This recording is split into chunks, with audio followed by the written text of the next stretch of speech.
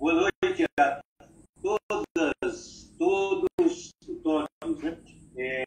Mais uma live do coletivo Voz e Rua, que tem promovido encontros para debater a situação das pessoas em situação de rua aqui no Distrito Federal, os problemas enfrentados, os desafios, e trazendo também proposições, discussões necessárias de serem trabalhadas e efetivamente implementadas na esfera distrital.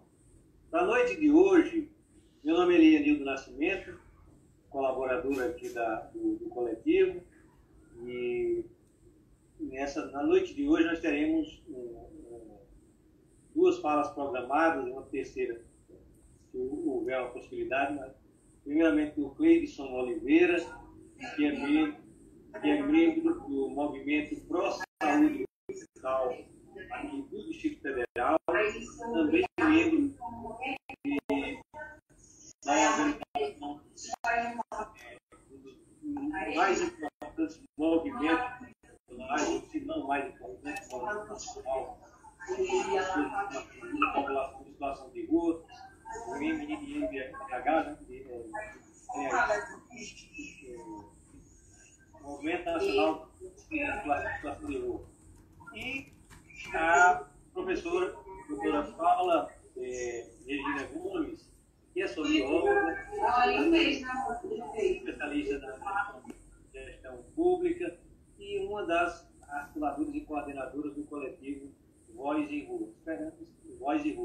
Esperamos também a participação do Paulo, do Paulo Silva, que teve uns problemas aí para a conexão. Paulo, que também é membro da coordenação do coletivo Voz e Rua. Nesse primeiro momento, eu queria já... A discussão vai estar dividida em três momentos específicos. Uma fala do Cleidson, primeiramente. O Cleidson sumiu a imagem dele, mas eu acho que está por aí. Uma fala da professora, as falas serão até 15 minutos, eu irei avisar quando faltar 10 minutos. Depois, na sequência da fala do Cleidson, teremos Paula Regina, também trazendo a sua contribuição, discutindo sobre a situação em foco das pessoas em situação de rua, em situação de rua do DF. E após essas duas falas, nós entraremos em discussão com alguns questionamentos, algumas ponderações e, eventualmente, a responder perguntas do público que nos assiste pelo Instagram do coletivo Voz e Rua. Então, feitas essas primeiras informações, eu acho que de cunho já passar direto para o Paulo, né? Para o Cleidson, que está nos acompanhando, que está presente aqui conosco. Cleidson, você está com o vídeo e microfones ligados? Oi, Elianildo, boa noite, tudo bom, querido? Muito obrigada, você é um grande amigo, um grande colaborador. Então, o Cleidson caiu, ele perdeu a conexão e deve estar tentando entrar novamente. Eu te agradeço imensamente e eu tenho uma sugestão, eu acho que a gente pode tentar eu já inicio com a minha fala e ele conseguindo entrar, né, ele então dá seguimento à fala dele. O que você acha? Tranquilo. A senhora que é a nossa coordenadora, então vamos otimizar o tempo. Né? Vamos otimizar o tempo. Então, peraí.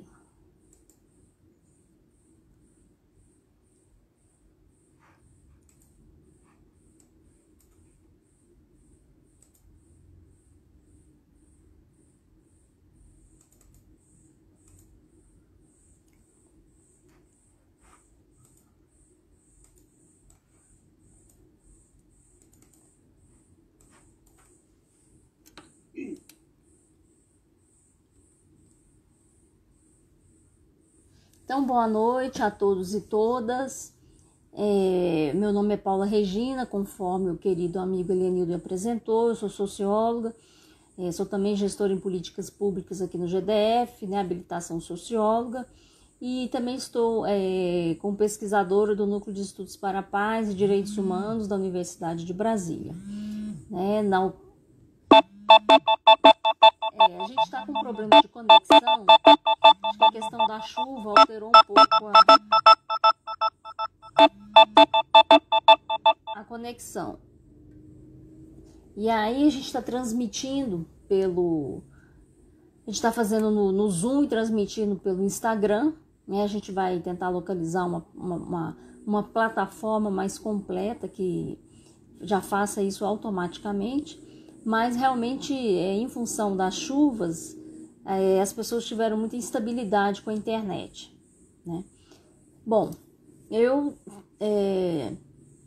já tem alguns anos que eu venho estudando a população em situação de rua. O universo, né, é o universo da relação da população em situação de rua, das interações, um processo de ressignificação social, considerando todo o recorte de violências. Quando a gente fala em violências, é um tema muito abrangente, é um tema bastante complexo. E quando a gente pensa em violência e população em situação de rua, então essa situação torna-se ainda mais complexa do ponto de vista da reflexão, do ponto de vista da análise.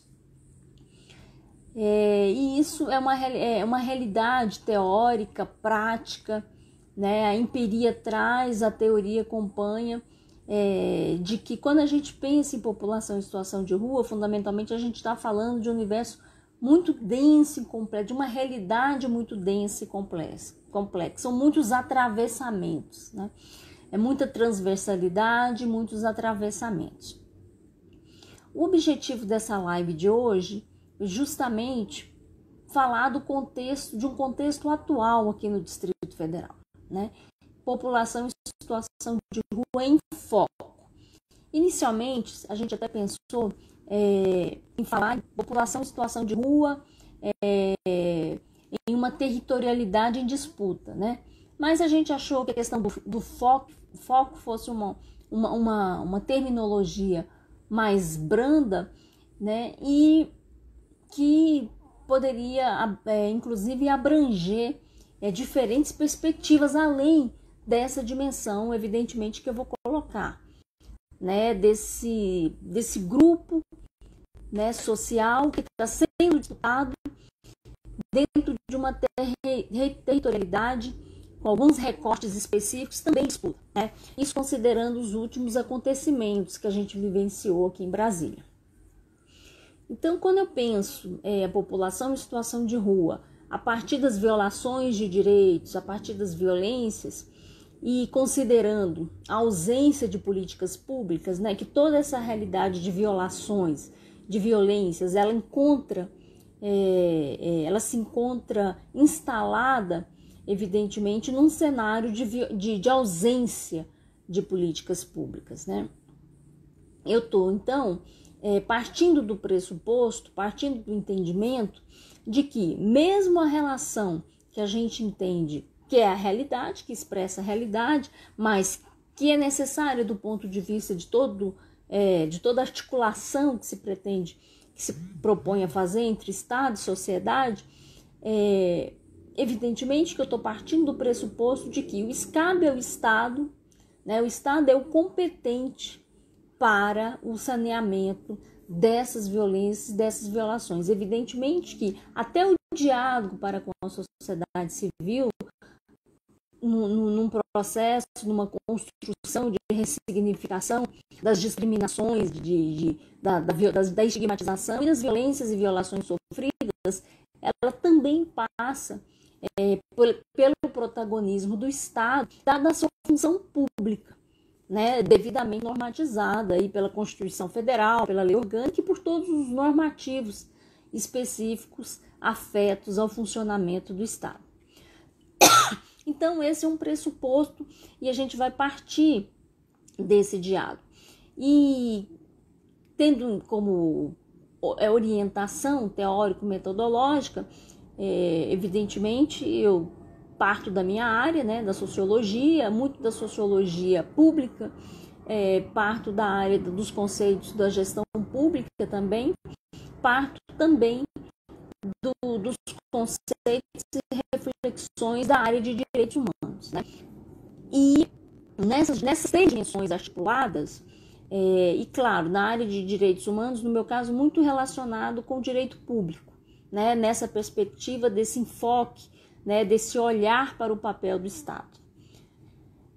Então, nessa dimensão articulada dessas três áreas, teórica e metodologicamente, o que a gente vem observando ultimamente no cenário atual da população em situação de rua no Distrito Federal? A gente vem observando o seguinte, que a realidade ela está bastante complexa também do ponto de vista dos confrontos, do ponto de vista das disputas de grupos de interesses.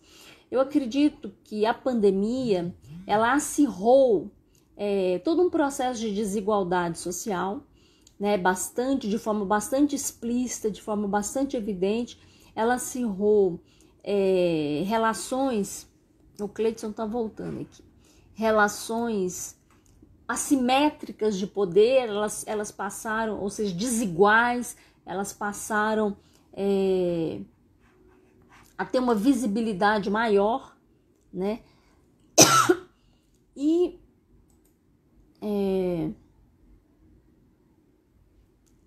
Elianildo, você tá por aí? Tô sim. É porque sumiu de alguma forma aqui. Consegui voltar, gente. Aconteceu com uma catástrofe aqui. O dia hoje está agitado. Tá agitado, a chuva e tudo. Então, Cleiton, eu peço desculpas, eu comecei a falar, né? Eu vou acelerar aqui e finalizar e passo a palavra para você, tá, meu anjo?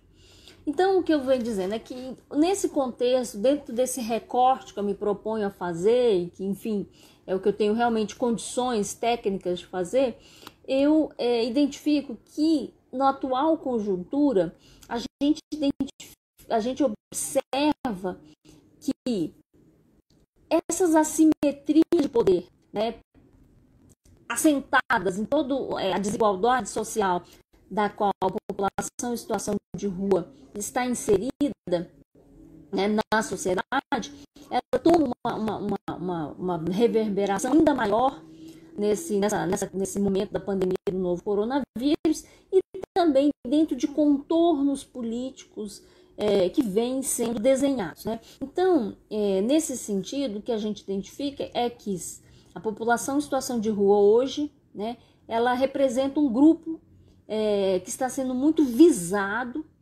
né, que por interesses diversos e dentro de territorialidades, de recortes de territórios também bastante visados. Bom,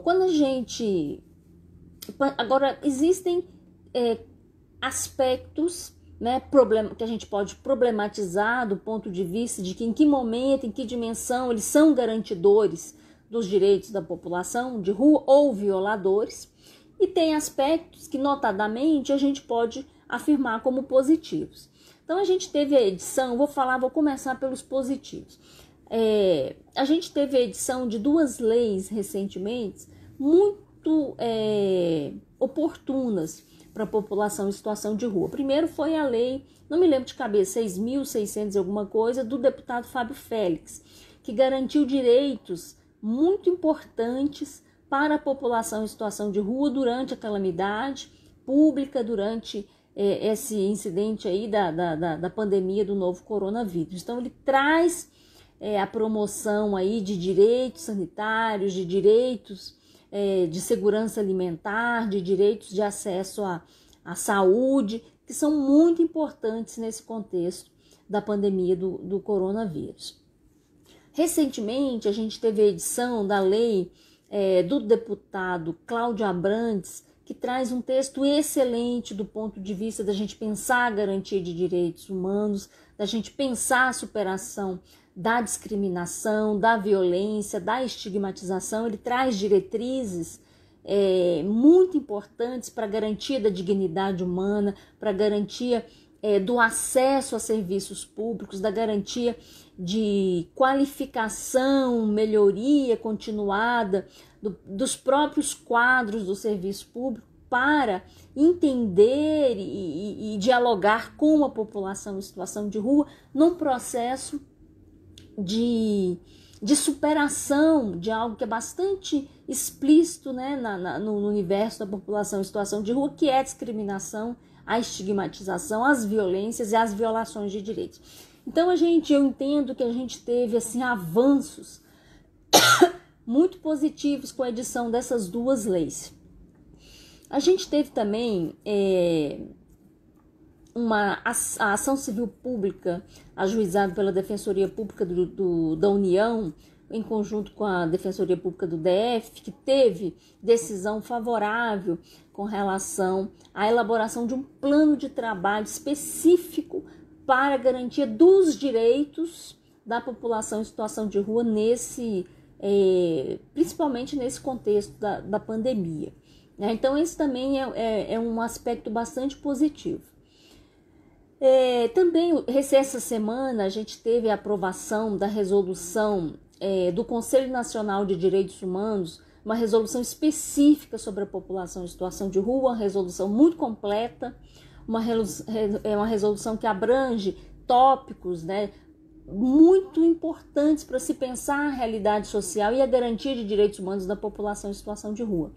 Então, eu vejo que esses são cenários bastante positivos. A gente teve algumas notícias também que a gente espera que se concretize, a gente vai estar acompanhando, de algumas ações, mesmo que de certa forma pontuais, mas muito importantes no GDF, de políticas públicas no GDF, muito importante para a garantia dos direitos da população em situação de rua. Eu não vou especificar porque eu não vi ainda formalmente a divulgação, né, dessas ações, então eu prefiro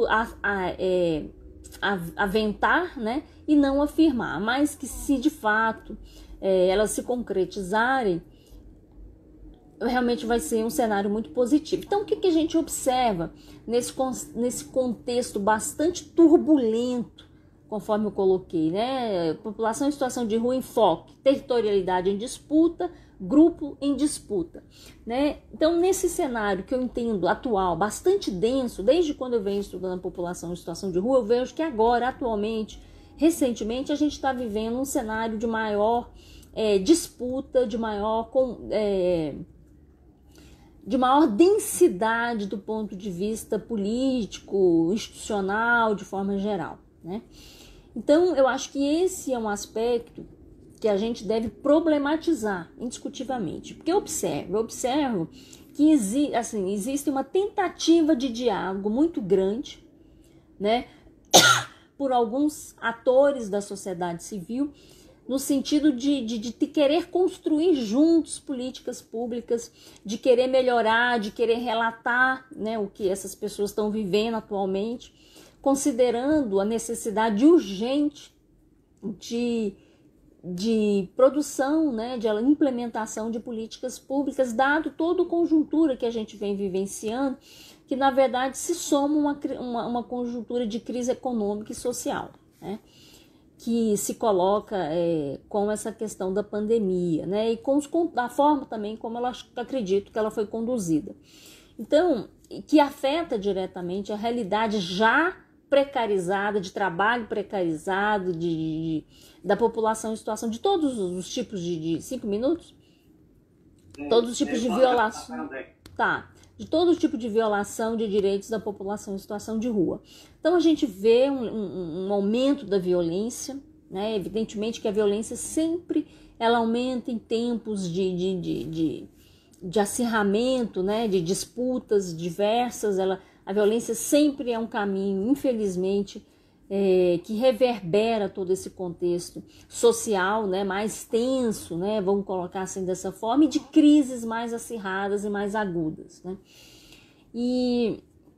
Mas mesmo nesse cenário, a gente vê essa tentativa de atores da sociedade civil tentando dialogar, a gente vê retornos pontuais, sim, né? Eu acho que a gente tem que ser honesto, a gente vê que tem pessoas que estão ocupando posições, né, que são pessoas que realmente entendem o processo democrático, o processo de escuta, o processo de construção conjunta e que estão atentos para essas vozes que querem trazer, reverberar, ampliar essas dificuldades ainda mais acirradas que a população em situação de rua vem vivendo. Mas a gente vê também uma tendência, né, de algumas ações, né, que vem contornando, né, e que confrontam políticas públicas que a gente entende que são necessárias que fossem melhoradas e ampliadas para a população em situação de rua. E aí, no caso, por exemplo, da questão da saúde mental, né? Então a gente vê um processo de enfraquecimento aí das estruturas do CAPS, né? A gente vê dessa política de redução, essa política inclusiva, né, garantidora de direitos humanos, da redução de danos, né, que para os conhecedores, né, ela entende que ela abrange também a dimensão da abstinência, mas numa perspectiva mais inclusiva, respeitadora dos direitos humanos, da diversidade, subjetividade dos direitos humanos, que é própria da política mais de redução e da política de saúde mental do SUS, né, que a gente vinha vivenciando, que evidentemente não há dúvida de que ela precisa ser melhorada e que ela precisa ser fortalecida fundamentalmente. Então esse é um cenário tênue, né, a gente vê aí o avanço de instituições evangélicas para orçamento, né, para emendas, enfim, para estruturas do Estado e indiscutivelmente quando a gente pensa em violência, quando a gente tem a experiência de trabalhar com diálogo sobre violência, a gente sabe que esse é um aspecto fundamentalmente negativo, né? Porque a gente conhece os relatos, a gente conhece a realidade de sofrimento que essas instituições vêm causando aí para a população em situação de rua. Somado a isso, no contexto específico, e o que a gente vê? A gente vê então um processo de estigmatização muito grande, principalmente quando se fala em transtornos e drogadição, que é sempre um ponto muito frágil, né, na discussão dos vulneráveis, né? A estigmatização, a discriminação passa por esse discurso barato do enlouquecimento, né? Por esse discurso barato da drogadição. Barato por quê? Porque ele é um discurso que vem reverberar uma prática de discriminação. Ele vem no sentido de categorizar, de descartar, de inutilizar o potencial humano de grupos vulnerabilizados. Esse é um processo, inclusive, de vulnerabilização social.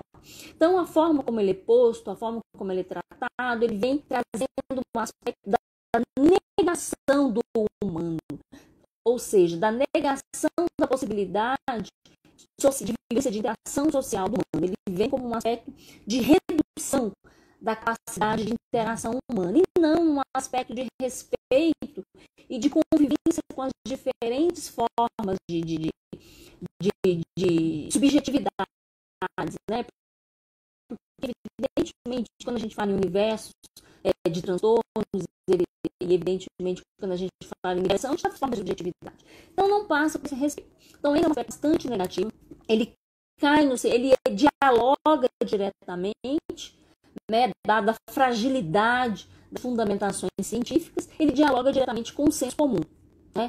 E qual a parte do senso comum? A parte do senso comum que nega as garantias de direitos, né? Então a gente tem um discurso de senso comum confrontando toda uma legalidade constitucional, toda uma legalidade, todo um universo normativo que garante a dignidade humana, que garante procedimentos humanizados, que garante os direitos humanos para todas e, claro e evidentemente, com recorte, um olhar muito especial para os grupos que são vulnerabilizados socialmente.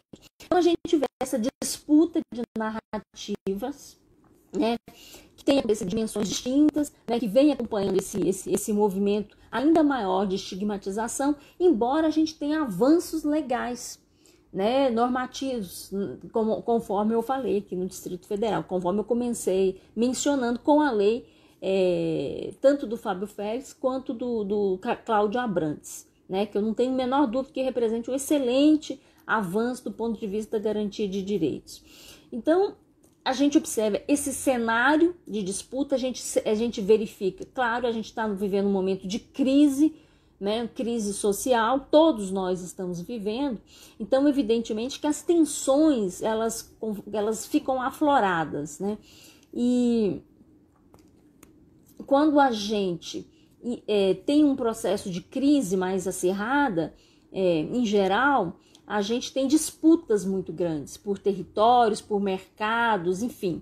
E aí, nessa disputa de narrativas, o que eu observo claramente, o que se observa sociologicamente claramente, é que a população em situação de rua está entrando nesse discurso fácil da barbárie, da inutilização, do descartável, nesse discurso fácil da negação de direitos, em disputa com uma normatividade garantidora da dignidade humana.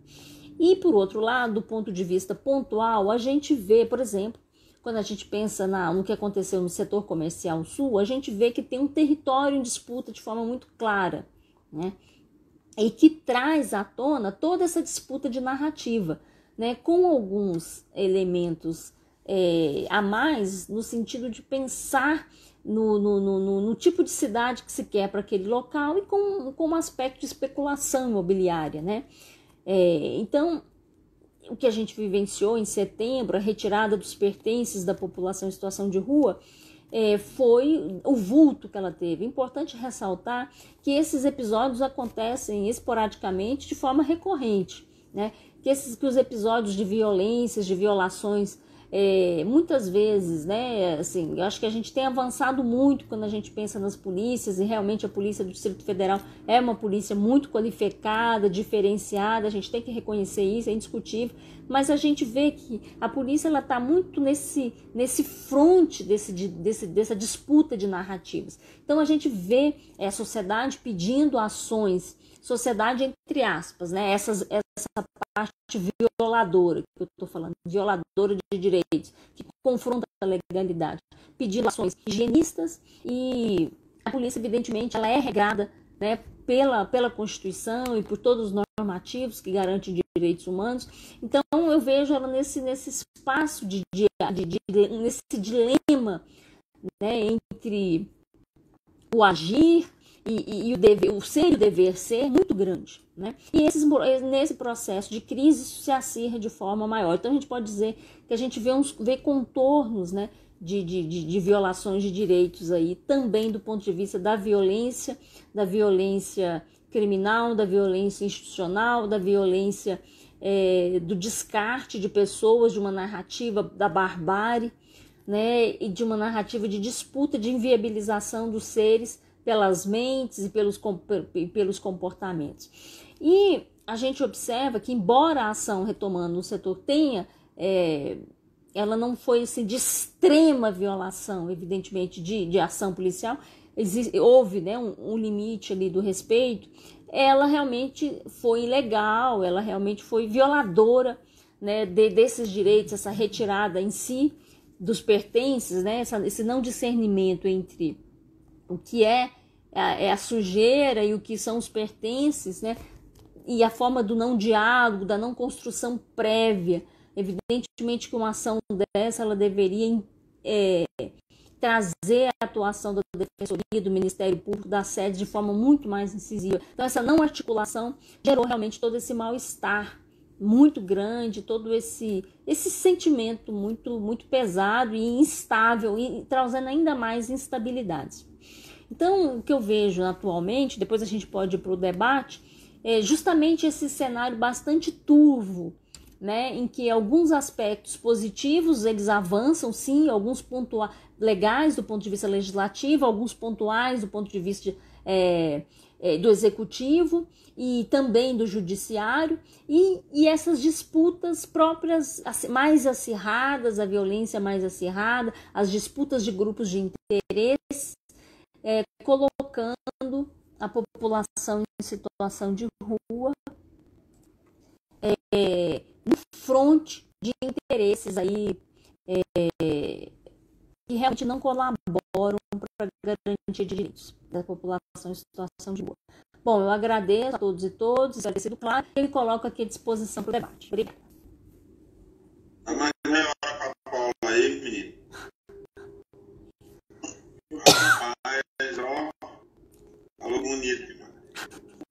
obrigada, querido. Eu não sei, eu não consigo enxergar, ver uma mensagem, talvez caia e a gente tem que Apareceu uma mensagem aqui, né? Eu também não sei identificar. mas talvez caia e a gente volta Tá. no mesmo questão. De pronto eu passo para o querido Cleiton Oliveira, que eu fiz uma apresentação no início, que trabalha e atua no movimento da saúde mental do DF e das organizações nacionais, que é o Movimento Nacional de População em Situação de Rua. Cleiton, a fala é sua. Boa noite a todos. Tá dando para ouvir bem aí? Tranquilo. Muito Cara, eu não sei nem se eu ainda consigo falar. A Paula falou tudo que eu queria dizer, me representou totalmente. Ai, que bom, fico feliz mesmo. Até saúde mental, que ela disse que não entende, ela colocou aí e falou de uma maneira que eu sempre sonhei em falar, né? Sem correr risco de tomar um processo lá, porque minha fala, na maioria das vezes, é violenta, mas é porque eu estou na condição de morador de rua, né? Eu sou um morador de rua. Teoricamente, eu não tenho casa, vivo em ocupação, num lugar que, sei lá, se amanhã a Jeffries não vai chegar lá com o trator, a Jeffries hoje, no caso, DF legal, né? Derrubando meu barraco. Então, eu vivo, eu sofro, tudo isso aí que ela falou, essa violência. Mas que violência é essa? Não é só a violência de você ser espancado por outro morador ou de ser golpeado, não. É a violência institucionalizada, a violência do Estado, a violência das pessoas que querem que o Estado tome uma providência contra a população em situação de rua, medidas higienistas, que nem foi citado aí. Essas pessoas que estão disputando emendas parlamentares aí, usando o morador de rua, isso é uma das maiores violências. Hoje usam o setor comercial como um degrau. Tem um grupo implantado lá que direciona o indivíduo direto para as comunidades terapêuticas. Às vezes nem precisa de passar pelo CAPS. É só ele dizer com a voz dele que eu quero ser acolhido. Mas ele não vai ser acolhido, ele vai ser depositado. Ele vai ser colocado num local longe da cidade, vai ser tratado como um objeto para que indivíduos façam números. Números para quê? Para poder conseguir emenda de Estado, para poder chegar em um deputado aí e dizer, eu cuido de tantos moradores de rua. Não cuida. Por que não cuida? Porque não cuida do principal, a saúde do indivíduo. Eles vão lá, pegam o cara na rua, trancam ele, deixam ele na abstinência, e aí ele foge. Para onde é que ele volta? Para a rua. O que foi feito com ele durante o período que ele foi trancado nas comunidades? Ele ficou preso, ouvindo um culto religioso, né? E acordando cedo, fazendo alguns trabalhos que eles alegam ser rotina da casa, que é lá arrumar a cama, ajudar nas tarefas, mas o principal, que é reinserir o indivíduo na sociedade, eles não fizeram. Onde é que eles vão conseguir esse tipo de tratamento adequado, humanizado e que reinsere na sociedade? Centro de apoio psicossocial. Mas o que está acontecendo? Que eles não vão para lá. Essas comunidades, eles lutam para que os CAPs sejam sucateados, não ofereçam um serviço de qualidade para o indivíduo que está em uso abusivo de álcool e droga, em situação de rua, seja por transtornos causados pelo uso abusivo de álcool e droga, ou seja, por perda de parentes, esquizofrenia, problemas relacionados a relacionamentos, né, acabados, ou crianças e adolescentes que têm problemas de esquizofrenia, hiperatividade, ou se envolvem na adolescência com álcool e droga e vão parar na rua. Eles não têm tratamento para essas pessoas, eles têm um alojamento onde eles colocam eles, depositam eles como se fosse um objeto ou um pedaço de carne e vão correr atrás do Estado atrás de recursos. essa pandemia aí trouxe uma lógica perversa. A população em situação de rua foi usado como um objeto para que pessoas conseguissem alcançar a glória, chegar próximo do poder do Estado e conseguir projetos e emendas que favorecessem não a população de rua, mas a si própria. Pessoas aí desfilando na cidade com uma marmita dentro de uma caixa, aí encontravam um morador de rua, iam lá, entregavam a marmita, batiam a foto, diziam que aquilo era um trabalho maravilhoso, voluntário, e já corriam para o abraço do Estado para poder conseguir recursos para manter aquilo funcionando. Olha que coisa linda. Mais do que o indivíduo precisava mesmo, que era de um acolhimento, para tratar da situação dele. O indivíduo está com o pé rachado, com o pé ferido, está sem tomar um banho, está sem roupa, passando dificuldade, e eles lá tirando selfie com um morador de rua, né? A troco de quê? A troco de entrar no Estado, né? Conseguir essas doações aí. Então, o morador de rua ele sofre várias violências. A mulher em situação de rua ainda é pior ainda a situação delas. É vítima de abuso constante. A mulher não tem um banheiro para usar. As mulheres não podem menstruar na rua. Tem mulheres aí que se vestem de homem, mas não porque elas são lésbicas. É para disfarçar, para que os homens não abusem delas. Né? Tem mulher que não banha na rua para ficar fedendo, para que os homens não se aproximem. Olha, as mulheres usam várias estratégias para fugir da violência. Mesmo assim, ainda é pouco. Com essa pandemia aí, fizeram vários abrigos que favoreciam o homem entre 20 e 45 anos, né, que é uma idade boa para domesticar eles, transformar ele num pregador de igreja. Os idosos, o cadeirante, esse pessoal aí, se pensar alguma coisa, foi minimamente, porque eles não servem. O que eles vão fazer com o cadeirante? Ficar empurrando ele para cima e para baixo atrapalha eles. Eles querem pessoas que ainda tenham condições de trabalhar, de atuar, mas uma condição, que eles não briguem pelos seus direitos. É outra violência, a violência da educação. Tirar a educação dos indivíduos em situação de rua, eles não podem aprender. Por que eles não querem que eles vá no CAPS? Porque no CAPS eles aprendem a militância. Eles são tratados como pessoas, eles têm um nome, a identidade devolvida, são reinseridos na sociedade, e no CAPS ele pode falar enquanto sujeito. Numa comunidade, quem manda na comunidade é quem manda neles. Eles têm que pedir permissão para tudo, pedir permissão para ir no CAPS, eles têm que pedir permissão para ir atrás do emprego, pedir permissão para entregar um currículo no CAPS, você não precisa de nada disso. A assistente social induz ele a fazer a entrega do seu próprio currículo. Vem a psicóloga e dialoga com ele sobre o que faz chegar naquele ponto da vida. Se ele está sofrendo algum problema de saúde, ele é encaminhado para as UBS, ele é encaminhado para um hospital, ele é encaminhado para um dentista. Ele é tratado como um ser humano, ele é ressocializado e reinserido na sociedade de forma humanizada. Ao contrário de qualquer outra instituição que se julgue cuidar de morador de rua. Então, para nós, população de rua, só serve hoje se tivesse a residência terapêutica. O que é a residência terapêutica? É um local adequado para acolher essas pessoas onde eles vão estar dentro da comunidade, numa casa confortável, ter seu quarto, ter sua, como diria, sua liberdade, ter seu espaço, né? Minimamente ali ele ia ter sua privacidade. É um dos primeiros direitos que devia ter para a população de rua, acesso à moradia, seguido de todas as outras políticas, mas não, o que eles querem?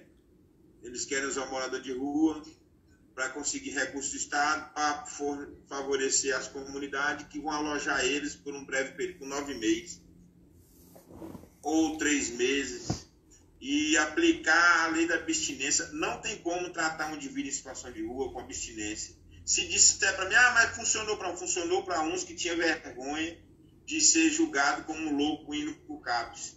E ele tem família. e a família acolheu ele. Então, esse funcionou, e funcionou entre aspas, porque você não sabe como é que ele está vivendo hoje. Ele trocou o vício de álcool e droga por alguma coisa. O indivíduo que nem eu não posso beber. Eu sei que se eu beber, eu vou recair, eu vou voltar a ser o que eu era antes. Então hoje eu não bebo. Tenho consciência disso. E todo usuário tem essa consciência. Só que tem uns que se deixam levar e acabam recaindo. Por quê? Porque lá na frente ele não foi acolhido como ele deveria. Aquela política pública da comunidade só atendeu ele durante um período. Só durante 3 meses, 90, ou 9, né? Sei lá quanto tempo ele fica lá dentro. E quando ele sai, a família não está preparada para receber ele. Já o CAPS acolhe o indivíduo e a família. Prepara a família para lidar com aquela situação. Na comunidade, eles preparam para receber o dia da família. Né? Alegam que tem um psiquiatra ótimo, né, que vai resolver aquela questão, e cobram da família uma certa quantia. Se a família não tem o valor todo, não tem problema. Jesus vai ajudar, vai dar em dobro. Dê o que vocês têm. Dê tanto que vamos levar para você. Aí pega o usuário, leva para o CAPS, que o psiquiatra é de graça. Ele medica o usuário, volta para a comunidade, e a família ficou sem aquele bem, aquele capital que ele demorou anos para juntar. Então, é enganação. Não existe esse negócio de trocar álcool e droga por Deus e Jesus, não. Ele vai virar um perverso, um hipócrita dentro da igreja, pregando para lá e para cá, sendo que ele não está curado. Ele trocou um vício de álcool e droga pelo de Deus e Jesus. O indivíduo precisa, sim, de tratamento, de acolhimento humanizado, formas de práticas integrativas, grupos, rodas de conversa, para que ele possa entender o processo que ele está vivendo. E ele próprio cria as condições, cria as suas próprias estratégias para sair daquela situação. Não é induzir ele a fazer isso ou aquilo, não. Não funciona, cara. A hora que ele não tiver a mão de ninguém, ele vai recair. Né? E então é isso. Eu sou exemplo disso. Eu estou desde 2012, sem uso de nada. Eu fiz redução de dano. Durante uma boa parte, eu troquei o crack, troquei o álcool, o cigarro, pelo uso da maconha. Se eu tivesse feito tudo isso de uma vez só, eu tinha recaído. Eu precisava de manter alguma coisa. E trabalho, sim, mas trabalho remunerado. Não é pegar o usuário que está internado lá, levar ele para reformar a residência do pastor, reformar a fazenda, plantar, capinar, dizer que aquilo é um trabalho para... Não é. Aquilo ali é exploração. Né? O que a gente precisa de casa, educação, acesso a um trabalho, né? Ter a vida devolvida de volta, devolver a cidadania do indivíduo. Para isso aí o Estado não é bom para o Estado, porque o Estado vai ter que investir nisso aí. O interessante é entregar, terceirizar a ajuda. Entrega lá na clínica, e aí a gente dá tanto para a clínica, e o resto, onde é que vai? Vai para o ralo. Né? Vamos investir em CAPS 3, que é o CAPS que atende todas essas demandas. CAPS I3, CAPS Transtorno 3 e CAPS AD3. São 3 modalidades que substituem os manicômios e as comunidades terapêuticas. Mas para o Estado não é interessante, porque eles perdem. A loucura dá dinheiro. Internar indivíduo compulsoriamente dá dinheiro. Né? Tirar a liberdade dos indivíduos dá dinheiro. Higieniza as ruas. Esconde ele lá na clínica e deixa as ruas limpas. Né? Hoje é o que está acontecendo. O fascismo, né? O entreguismo, a disputa por verbas públicas que nem está acontecendo. A gente está refém dessas ONG aí que vai lá na rua dizer que está fazendo um trabalho bonito e depois corre para o Estado. A população de rua está sofrendo violência de todas as formas. Até quando isso vai acontecer? Então, fica aí minha fala. Obrigado aí a todos, boa noite. Parabéns, Elianildo. Parabéns, Cleison. Parabéns. Eu acho que nada como a propriedade e a autoridade de alguém que é um vencedor diante de uma situação de tamanha gravidade e sofrimento humano, que é estar em situação de rua, ter sido um dependente químico, que é uma doença. Então, a dependência química, pessoa, seja alcoólica, seja qualquer, é uma doença que deve ser tratada como tal. E como você bem disse, permita, professora Paula, assim, dar uma indignação, as suas declarações, sua menção, nos traz uma indignação assim imensa, porque até eu particularmente atuo muito nessa temática da questão da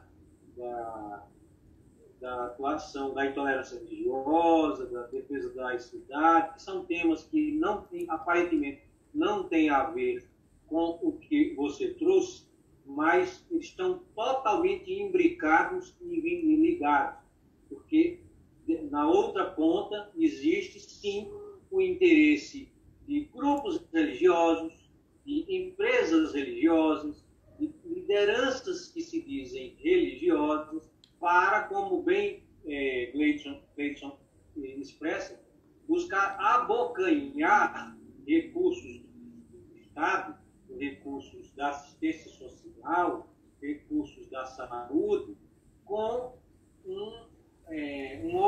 entre aspas, um oferecimento de um trabalho que nada realmente condiz ou traz um verdadeiro tratamento e atenção às pessoas que necessitam.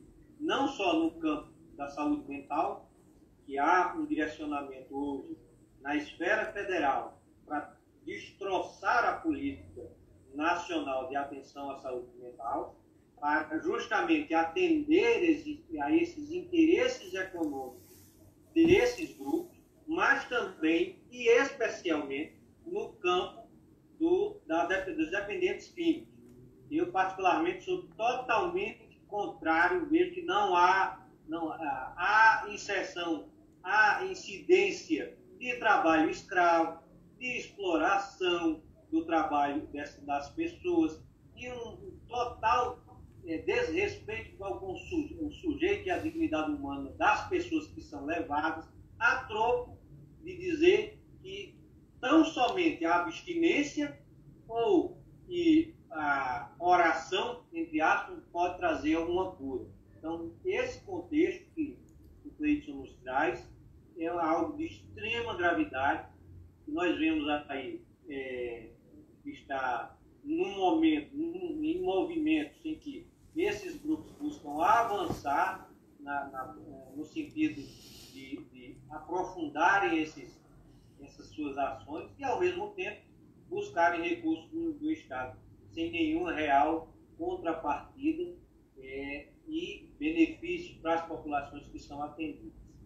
Feito esses comentários, eu quero deixar a palavra à vontade, né, aí não só a Paula, a professora Paula, como também ao Gleidson, para trazerem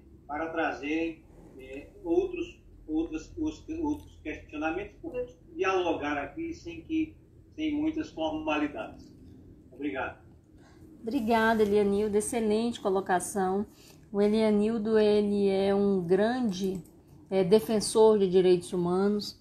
A gente se conheceu justamente nessa construção, né, tratando dessas pautas. A partir do Elianildo, eu conheci o movimento pela laicidade do Estado, que eu acho um movimento muito sério, um movimento muito oportuno do ponto de vista da gente entender as disputas políticas que a gente vem vivenciando ultimamente, né, que é um movimento que preza pela Constituição, que preza pela laicidade do Estado e todo o alcance que essa dimensão traz do ponto de vista das políticas públicas.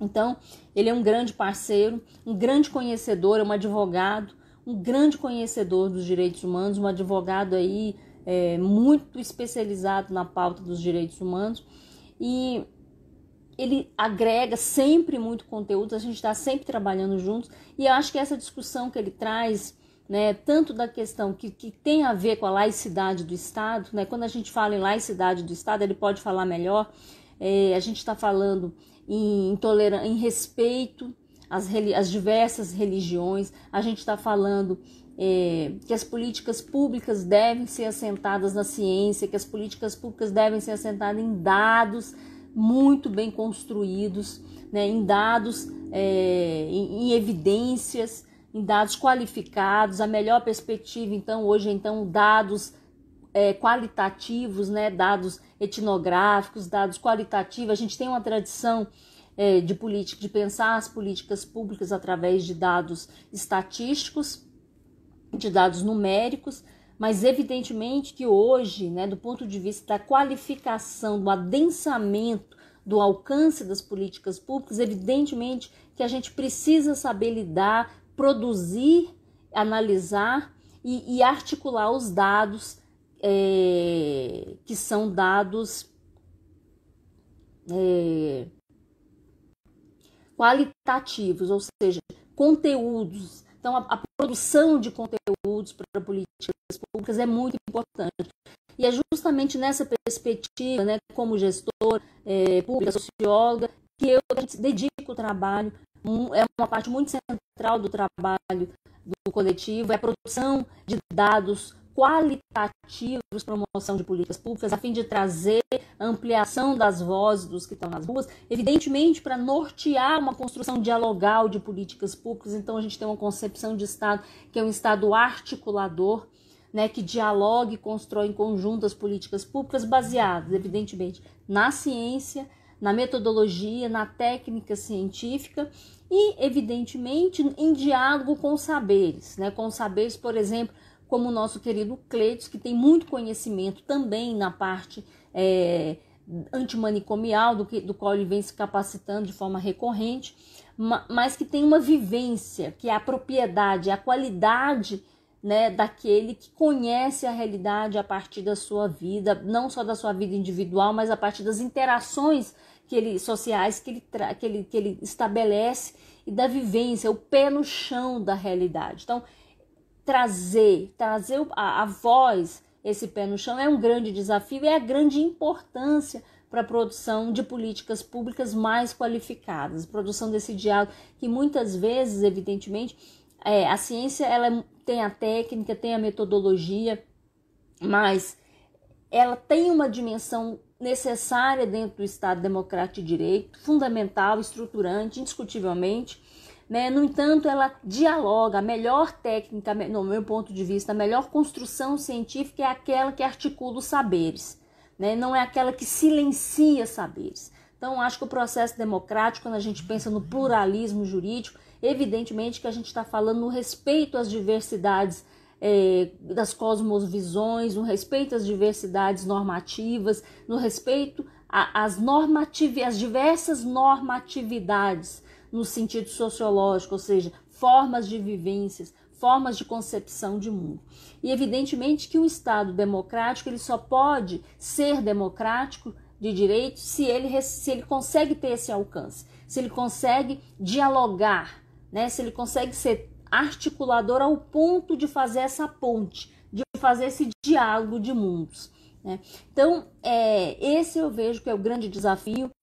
E eu gostaria de deixar bem claro que todas as construções que a gente vem fazendo, como o Cleiton falou, muitas vezes ele não é compreendido da forma como ele coloca, como a forma como ele fala, em função de que a gente estabelece padrões de sociabilidade, né, que, em tese, né, se pautam por uma relação, assim, de uma construção de polidez, enfim, que a gente estabelece como regra de convivência.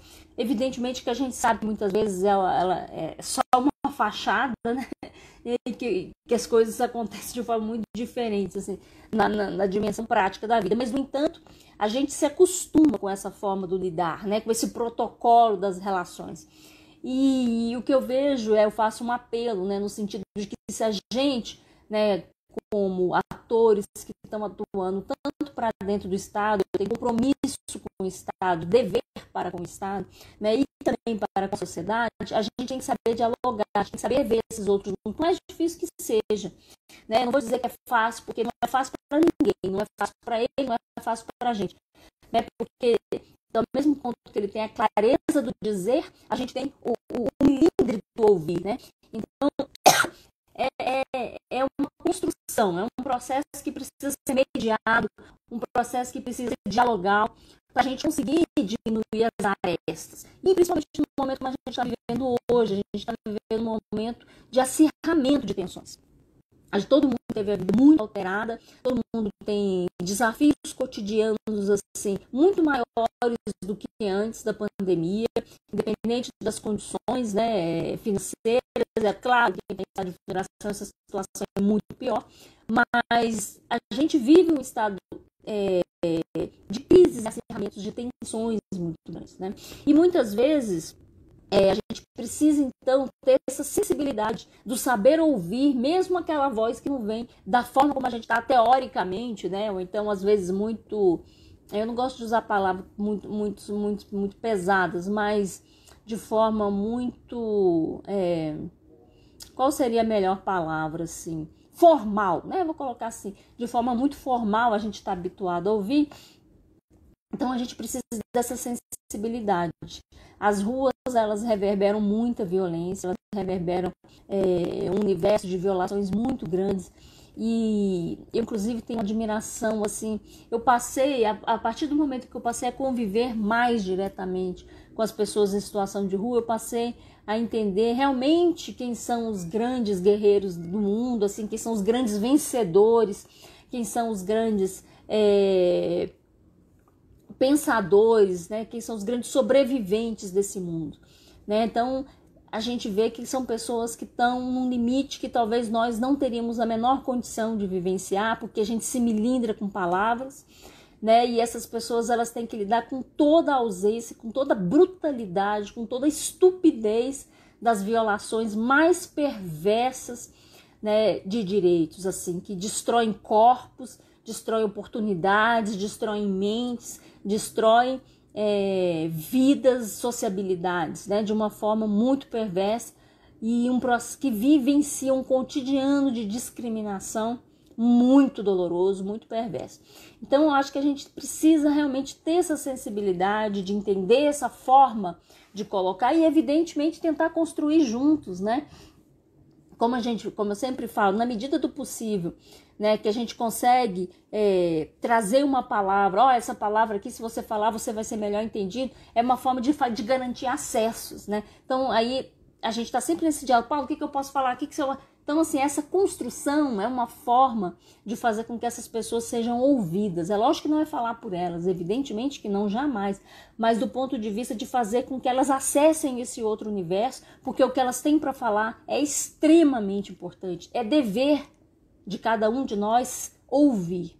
Então, eu acho que a gente precisa dessa sensibilização, a gente precisa se colocar nesse lugar do outro e muito. A gente precisa articular pessoas muito bem intencionadas, focadas na produção objetiva, né, de melhoria da qualidade de vida da população em situação de rua, que, ao meu ver, não tem outra forma que não as políticas públicas.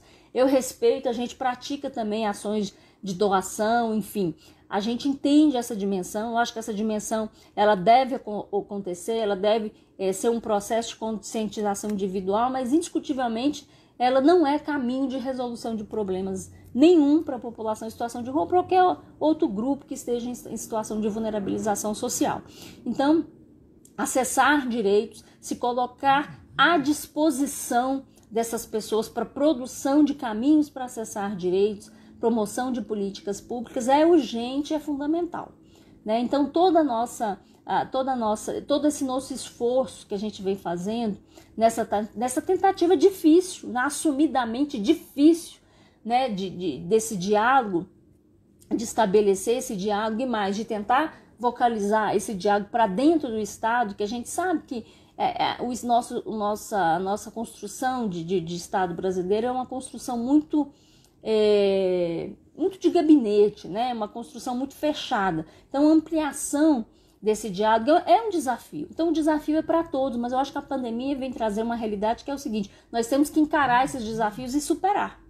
Né? Não dá mais para ficar só reconhecendo a importância desses desafios. A gente tem que ir com a mão na massa mesmo. Então, o que eu vejo? Eu vejo que a gente precisa unir forças da sociedade civil, a sociedade civil que acredita realmente nas políticas públicas, ou seja, aquela que é voltada para a construção do outro, do melhor do outro, da qualidade do outro. E Cleiton, pode Oi, ficar pessoal, a gente está voltando, né? A gente terminou o tempo de 60 minutos, mas a gente retomou aqui para finalizar. Então, eu finalizo a minha fala dizendo dessa importância desse diálogo, dessa importância da produção conjunta, né? Da elaboração conjunta de elementos, de dados qualitativos para a produção de políticas públicas. Eu finalizo minha fala agradecendo as iniciativas legislativas, do judiciário e do executivo favoráveis, que produziram políticas públicas para a população em situação de rua, e deixo aqui a vontade e a intenção muito clara da gente cada vez mais qualificar essa realidade da população em situação de rua em dados qualitativos, né, e fundamentalmente, para que a gente possa produzir melhorias extremamente necessárias que a gente precisa agora de uma forma muito mais urgente para a população em situação de rua, de moradia, de acesso a trabalho, né, de acesso à saúde.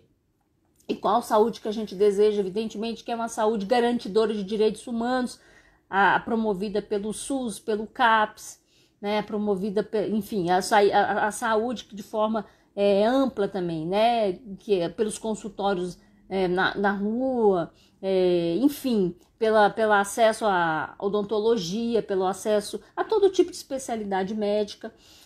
E, evidentemente, considerando que as pessoas em situação de rua precisam de moradia, né? Isso que nos diferencia, o acesso ou não a condições para garantir moradia. Então, a gente precisa de políticas públicas de amplo alcance para a população em situação de rua, né? Que sejam a amplificação excelente, são as 600 vagas que o governo está falando para casa de passagem. Vamos ver qual que é o modelo disso. A gente se propõe, né, assim, no ponto de vista de produção de diálogos com a população em situação de rua, né? Aí a gente não está falando de representante, não, a gente está falando de diálogos com a população, com esses diálogos diretos que a gente vem promovendo, sistematizando, encaminhando esses dados. Então, para que a gente possa pensar formatos de moradia, diferentes formatos e locais, enfim, qual a melhor forma de construção dessa territorialidade aí para a população em situação de rua. E, evidentemente, a garantia de trabalho. A gente está numa crise, para quem já tem uma história de crise já marcada aí pela desigualdade, de não acesso a trabalhos dignos. Então, a gente precisa pensar como o Estado pode promover isso em construção, inclusive, com a sociedade civil, né? Que também com os próprios empresários, comerciantes, enfim.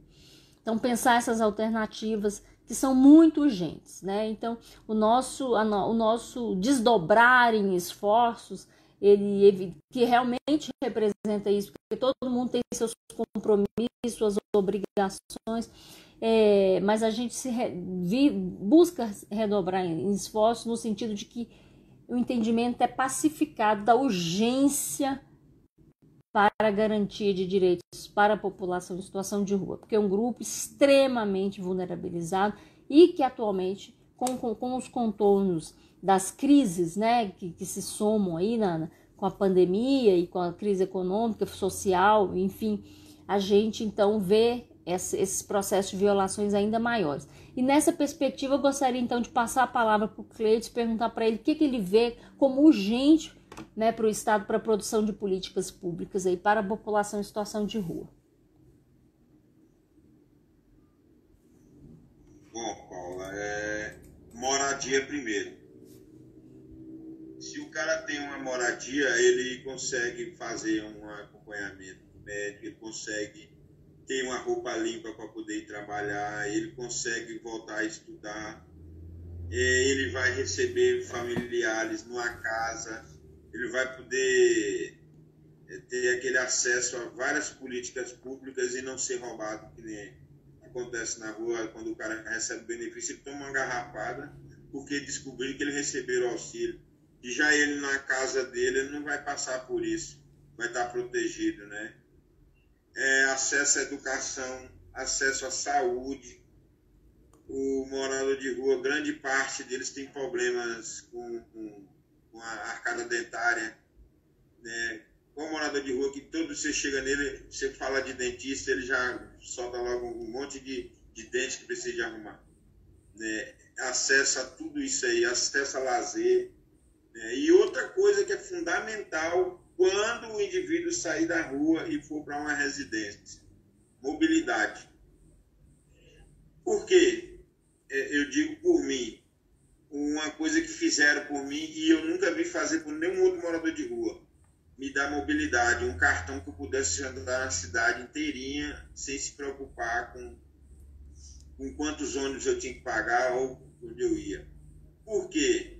Porque eu, de acesso de posse desse cartão de ônibus, eu não tinha tempo para ficar pensando na droga, porque eu estava sempre andando, eu ia de um lugar para outro, de uma cidade satélite para outra, eu ia visitar alguém, eu passava meia hora conversando com uma pessoa, eu procurava um emprego num canto, e quando eu ia ver, o dia já tinha acabado e eu não tinha consumido, porque eu estava andando.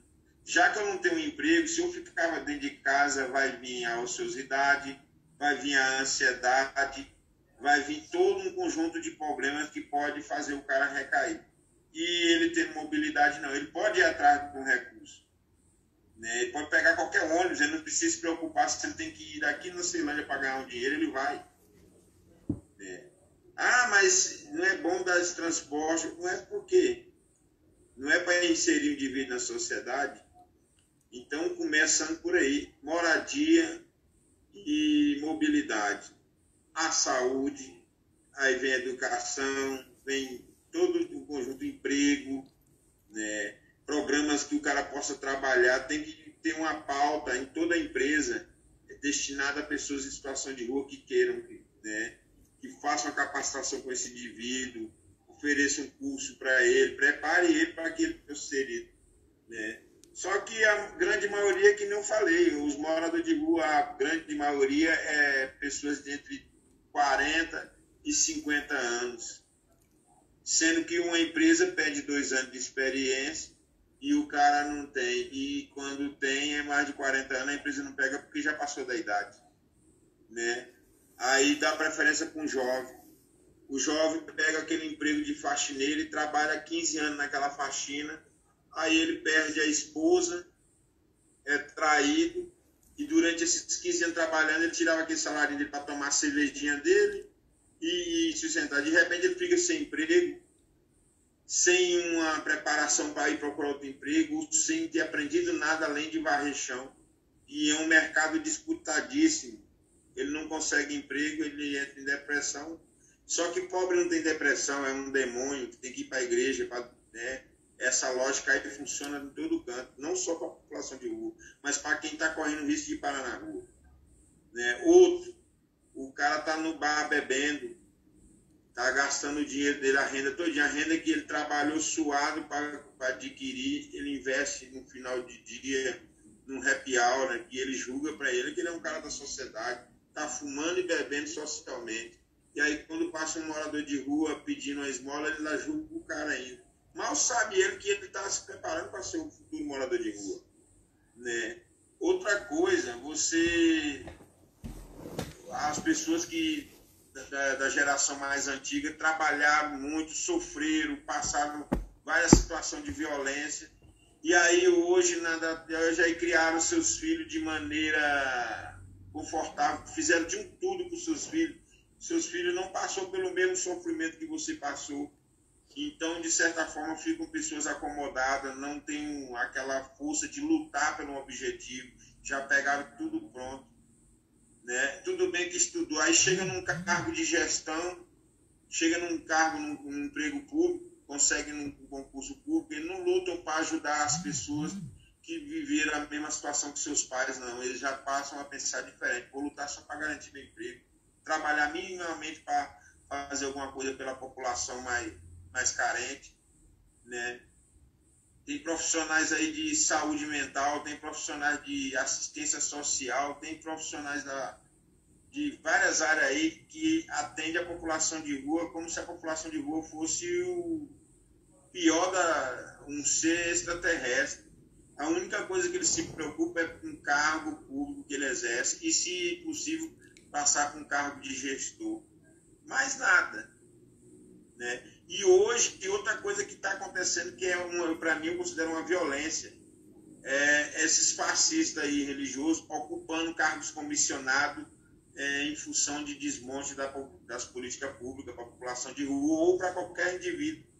Né? Hoje em dia tudo é pastor, a Sejus é um pastor, o CONES é o único conselho que devia proteger a população de rua, que não protege, não fiscaliza as comunidades terapêuticas e ainda recebe por cada vez que tem que ir lá no conselho. É o único conselho que era para ser totalmente gratuito, por pessoas com bom coração que estão ali porque gostam de ajudar. Não, só estão ali por conta do pagamento, mais de R$1.000 cada reunião, né? Então eles não fiscalizam.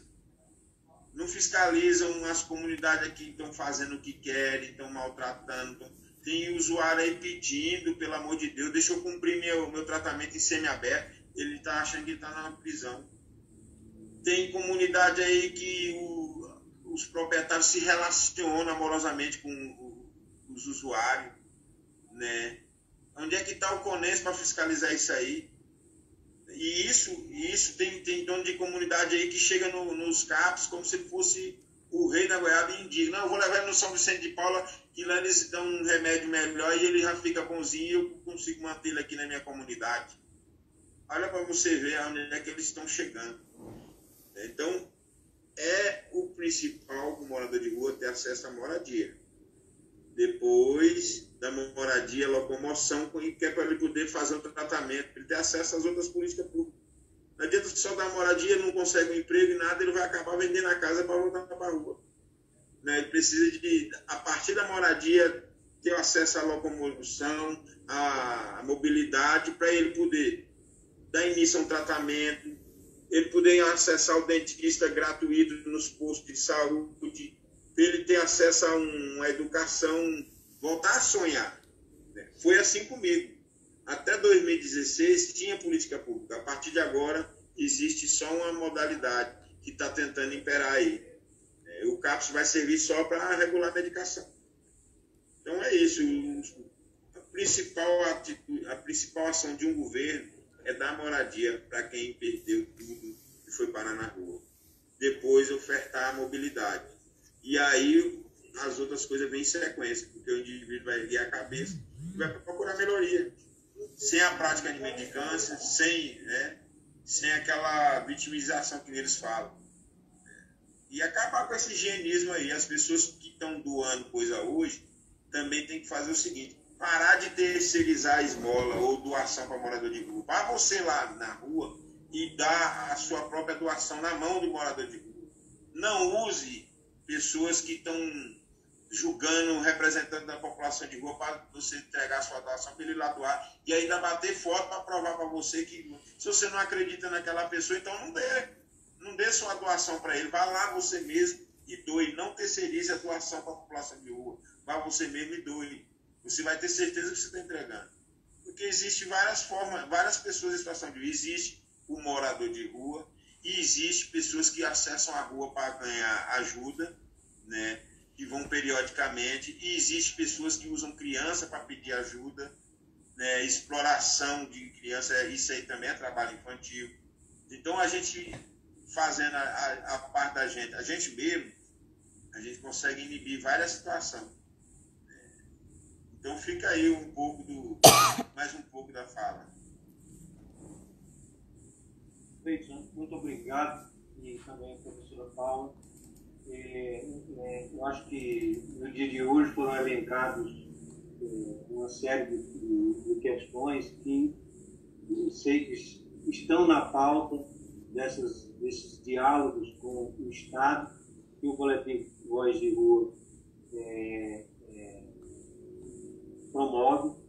Queria aqui lembrar, né, que semana passada, né, se não me engano, foi a semana passada, ou foi essa semana, eu nem me lembro mais, o coletivo Voz em Rua teve uma conversa com a Comissão de Direitos Humanos da Câmara Legislativa, no sentido de um dos tantos organismos, né, ligados ao Conselho de Direitos Humanos, etc., tratando dessas pautas, entre outras pautas, né, que foram elencadas, muito em função também atendendo a uma discussão que houve, e é uma manifestação que houve em função dos acontecimentos lá no setor comercial sul. Então, houve uma conjunção de organizações, de organismos, né, que dialogaram sobre essa temática, e dizer que eu acho que todos esses temas e todas as questões estão sim na pauta, não só das organizações, das pessoas que atuam de forma séria na defesa das pessoas em situação de rua, na defesa desse direito, mas também dos organismos estatais e de defesa de direitos, como o Defensor Público, o Ministério Público, estão atentos a essa temática. E tanto quanto mais forem levados, chegarem à tona esses pleitos, tanto também haverão as respostas, né? Eu acho que as devidas respostas. O Estado não pode ficar omisso diante dessas situações, mas também nós sabemos que o Estado, pelo seu tamanho, a sua grandiosidade, ele é feito por pessoas, ele concretamente se expressa na atuação das pessoas, necessita que haja sempre, ele sempre seja chamado, seja instado, né, para a observância de suas obrigações. Então, as falas hoje aqui, não só do Cleiton como da professora Paula, foram nesse sentido, né, de não só elencando, debulhando, né, os pontos principais que atingem, né, digamos assim, os pontos nevrálgicos, né, que atingem as pessoas em situação de luta. Acho que eu pediria aí, deixaria esses momentos finais para uma despedida, né, uma boa noite a todos, por parte de vocês, e agradecer mais uma vez a oportunidade de estarmos juntos aqui. Então, acho que primeiro a professora Paula e depois ao Cleiton para essas despedidas, as nossas considerações finais. Bom, primeiramente gostaria de agradecer mais uma vez ao querido amigo Elianildo por essa disposição, por essa parceria de sempre, né? Dizer que atuar com ele, trabalhar com ele é uma grande honra, é um grande aprendizado, e eu acredito muito nessa troca. Ele é um grande parceiro, amigo do coletivo, extremamente grata. Muito obrigada, e vamos avançar nas construções. Eu acho que é o momento da gente se unir, é o momento da gente tentar produzir aí o que for necessário para a gente tentar melhorar a condição de vida da população em situação de rua. Gostaria de agradecer imensamente a esse lutador, esse guerreiro, esse exemplo de ser humano, que é o Cleiton, que é uma pessoa que eu admiro, que muitas vezes ele me dá força para continuar assim nessa construção. Tem dia que eu falo, Cleiton, tudo difícil, hein? Sabe? Mas assim, a vontade dele, a dedicação dele, e ele faz, na verdade, ele às vezes, né, como ele fala, tem palavras brutas, mas ele tem uma leveza de alma muito grande, e isso faz muita diferença. Então ele é uma inspiração muito grande, ele é uma força muito grande. Eu espero estou à disposição, né, desse trabalho, conto muito com ele, estou à disposição dele, a gente vai sempre estar construindo juntos. Eu respeito muito a história de vida, eu respeito muito o ser humano que ele é. Ele se dedica, ele dedica o tempo, ele dedica a vida, ele e a esposa dele, né, juntos, né, são pessoas muito queridas que se dedicam à vida das pessoas em situação de rua de forma fortuita, né, assim, por acreditar, por querer ver bem, né, por ter esse desejo no coração. Então é uma grande inspiração para mim, uma grande honra, né, estar ao lado, né, e a gente está juntos aí, e essa é mais uma série de lives e uma série de ações que a gente vai cada vez mais estar fazendo em conjunto, para ver como a gente pode colaborar aí para melhorar a vida da população em situação de rua. Então, um grande abraço, fico imensamente feliz, peço desculpas aí a todos por todos os transtornos que a gente teve aqui, tecnológicos, né? Hoje realmente foi um dia de chuva, então esses incidentes foram ainda maiores. mas eu peço assim, desculpa, o Paulo nem conseguiu participar. O Paulo é um grande, querido parceiro desde sempre, né? Uma pessoa que tem um coração excelente, maravilhoso, mas ele vai estar aqui na próxima e a gente fala com ele aqui presente. Então é isso, é só agradecer, muito obrigada, e a gente vai tentar melhorar aí cada vez mais aí todas as questões, né? E fundamentalmente a questão da tecnologia. Então, muito obrigada mesmo. Beijos no coração. Estamos juntos, estamos à disposição. Quem quiser dialogar com a gente, mande mensagem. Quem realmente tem o desejo de fazer um trabalho pela população em situação de rua, por favor, vamos somar forças, né? A gente está cada vez tentando se articular mais. O Movimento Nacional População de Rua é o grande parceiro, por razões óbvias, né? Uma construção aí do Estado Democrático de Direitos. A gente está muito mais próximo agora do Fórum da População em Situação de Rua. Que bom, muito bom isso. E de muitos outros atores aí que estão aí nessa luta pelos direitos da população em situação de rua. Então, é agradecer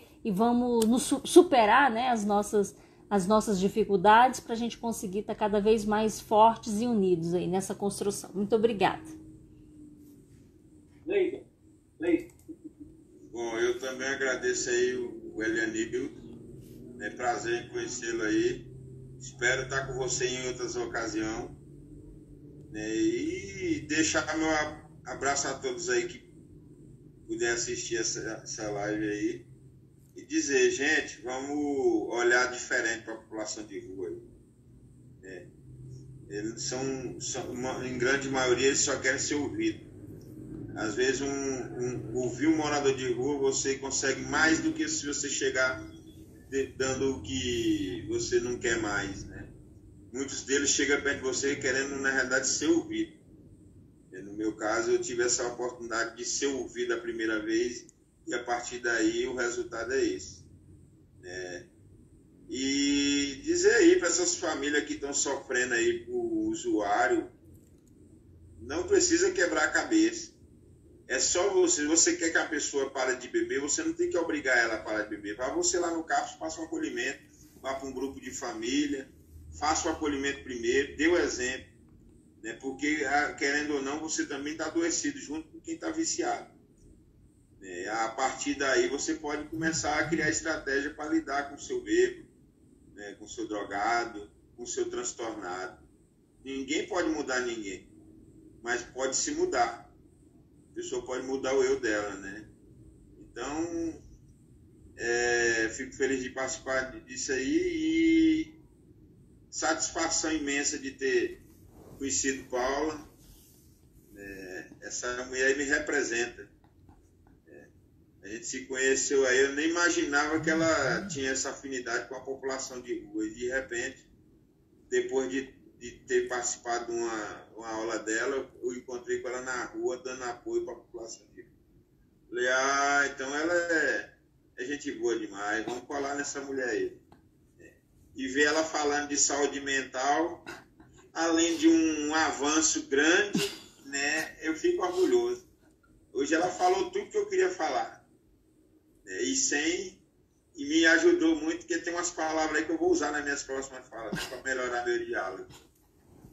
E é isso. Eu quero deixar um agradecimento daqui e vou lá buscar aquela dona encrenca, senão quem vai morar na rua é eu. Você é um herói, viu? Parabéns, um herói, muito admirado, uma honra em conhecê-lo, a sua história de vida que você mencionou. Parabéns, doutor. Parabéns, assim, verdadeiramente é um exemplo. Obrigado. Encerrar dizendo que, acho que é dia 15, dia 15, na próxima semana, o Coletivo Voz em Rua terá uma outra transmissão, uma live com a Elisa Carneiro. A Elisa Carneiro que nos acompanhou também aqui, e mais um outro poeta para trazer a arte presente aqui no Coletivo Voz em Rua. No mais, um agradecimento a todos e todas que puderam acompanhar ou que irão acompanhar posteriormente dessa live, e até um próximo encontro. Obrigada, boa noite. Beijos.